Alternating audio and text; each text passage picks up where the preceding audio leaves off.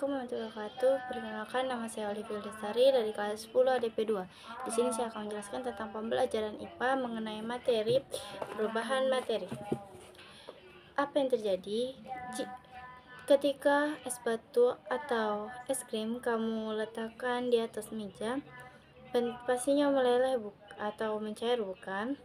Peristiwa ini merupakan proses perubahan materi yang sering dijumpai dalam kehidupan sehari-hari. Perubahan materi adalah perubahan sifat suatu materi menjadi materi lain, baik menjadi zat baru maupun tidak. Materi dapat mengalami perubahan baik secara fisika, kimia, maupun biologi karena pengaruh energi seperti energi panas.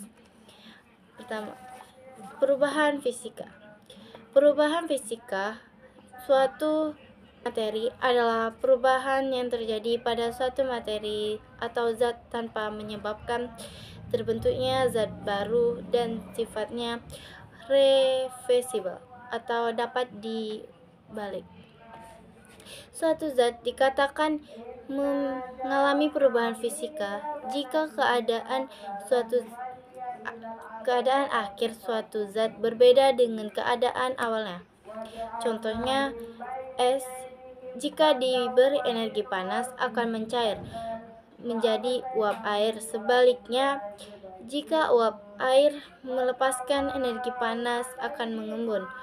Kemudian, embun air yang didinginkan terus-menerus akan membeku menjadi es.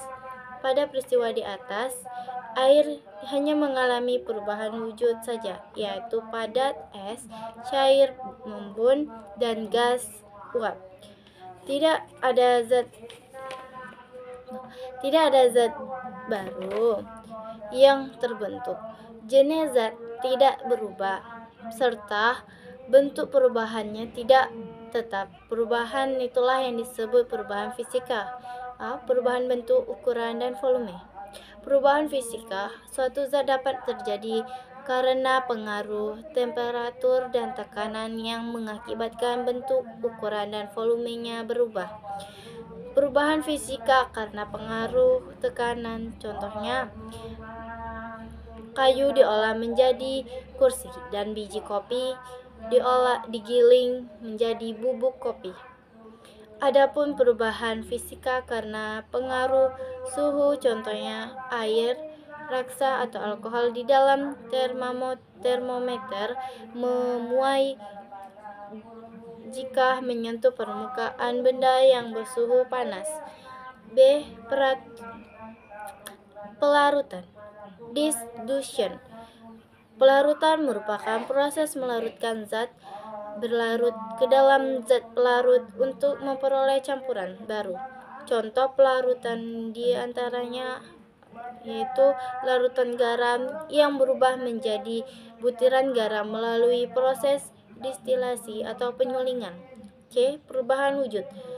Seperti telah diuraikan sebelumnya bahwa materi dapat berwujud padat, cair, dan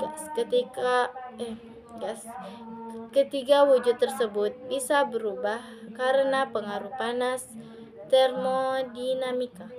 Perubahan wujud suatu zat dibedakan menjadi 6 jenis seperti berikut. Pertama, melebur dan mencair, yaitu perubahan wujud zat padat menjadi zat cair. Contohnya es krim yang dibiarkan di ruangan terbuka lama-kelamaan mencair. Kedua, membeku, yaitu perubahan wujud zat cair menjadi zat padat. Contohnya cairan lilin panas yang dibiarkan terlalu lama akan mengeras. Ketiga, menguap, yaitu perubahan wujud zat cair menjadi zat gas. Contohnya air yang direbus terlalu lama akan habis karena menjadi uap. Keempat, mengembun, yaitu perubahan wujud zat gas menjadi zat cair. Butiran-butiran air muncul pada tutupnya.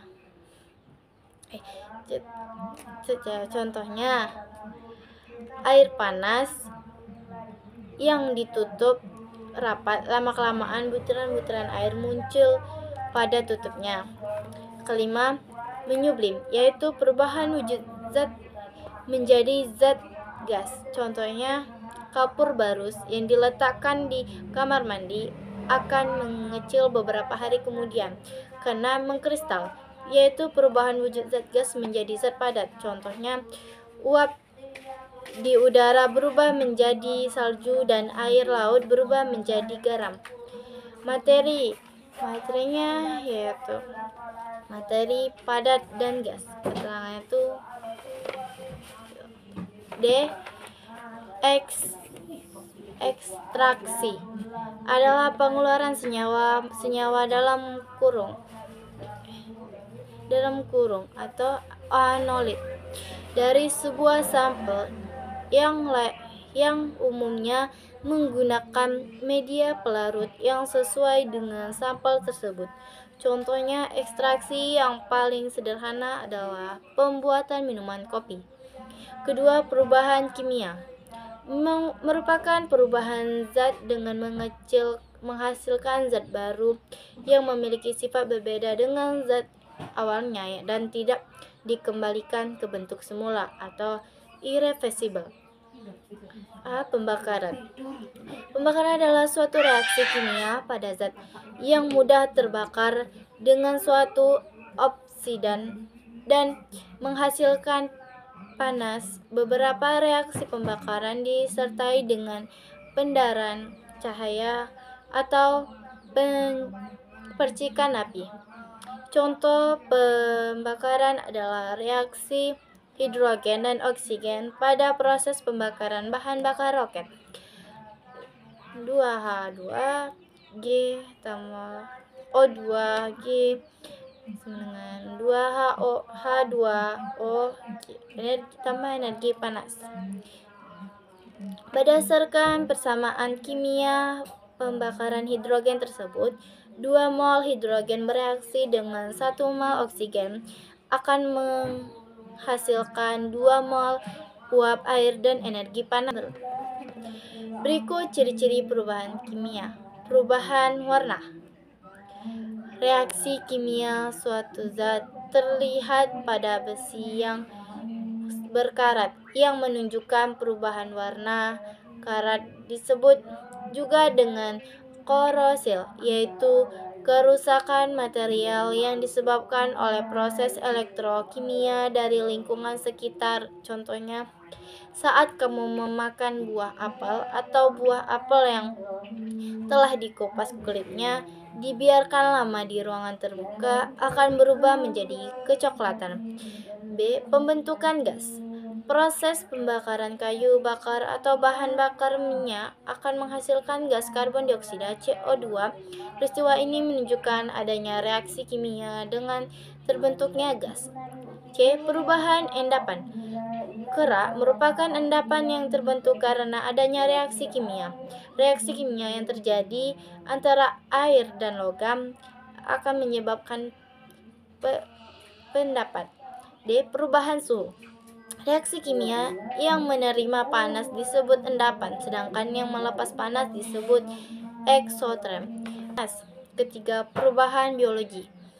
Perubahan biologi suatu zat merupakan perubahan yang disebabkan oleh adanya pengaruh dari organisme seperti bakteri, jamur, dan lumut.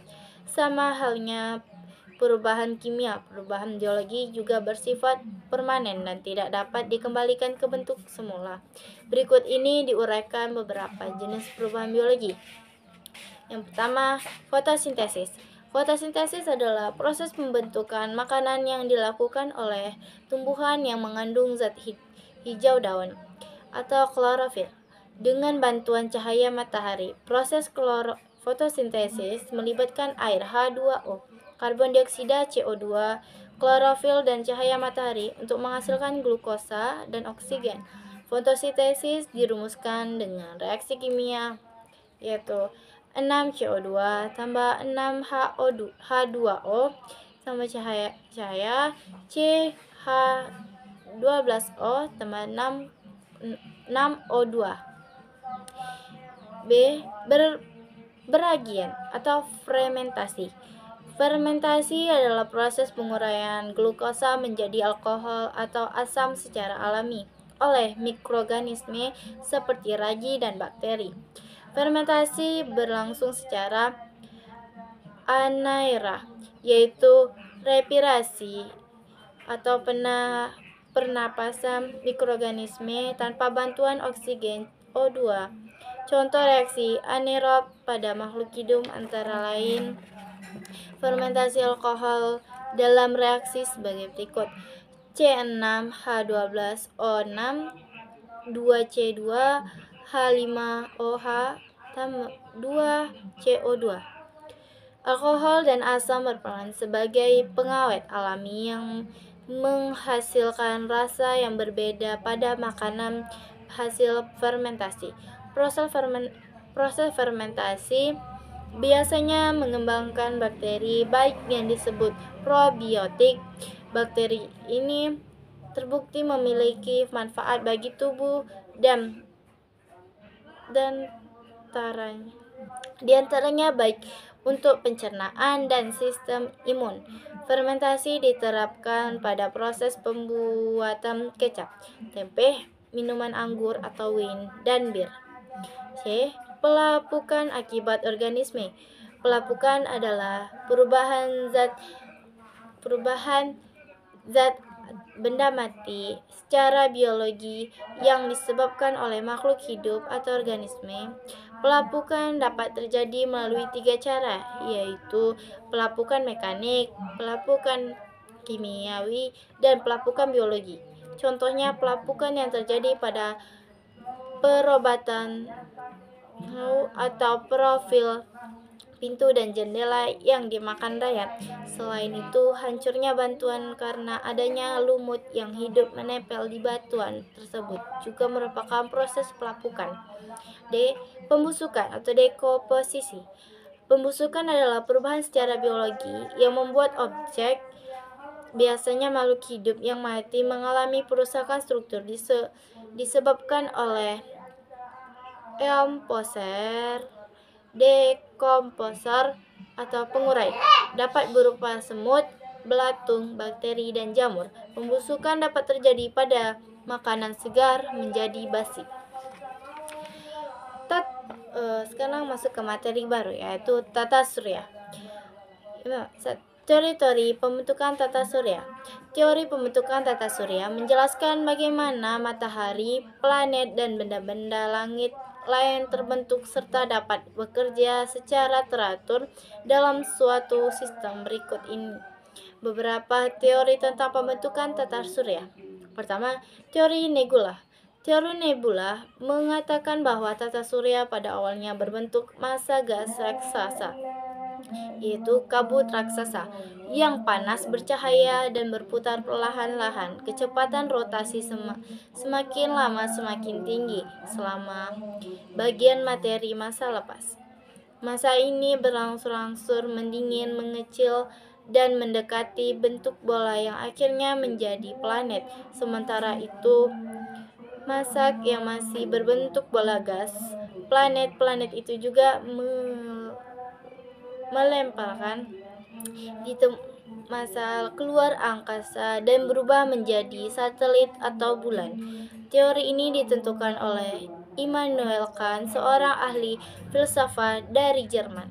Kemudian hal yang sama ditemukan oleh Simon de Lopez, ahli matematika dari Prancis, sehingga teori nebula ini dikenal juga dengan teori Laplace. Kedua, teori planetesimal menyatakan bahwa ada sebuah bintang yang melintasi ruang angkasa dengan cepat dan berpapasan dengan matahari dalam jarak yang cukup dekat. Daya tarik bintang ini sangat besar sehingga sebagian matahari tertarik ke arah bintang. Ketika bintang menjauh, massa gas matahari yang tertarik oleh bintang terlempar dan berhamburan. Massa tersebut kemudian menjadi dingin dan membuat planet karena daya tarik matahari. Massa gas itu tertahan dan bergerak mengelilingi matahari. Teori ini dikemukakan oleh Thomas Y. Chamberlain, ahli geologi dari Amerika, dan Forrest R. Moulton, disebut juga dengan teori Moulton-Chamberlain. Baik, sekian itu saja penjelasan dari saya. Bila ada kekurangan mohon maaf. Saya tutup wabillahi taufiq wal hidayah. Wassalamualaikum warahmatullahi wabarakatuh.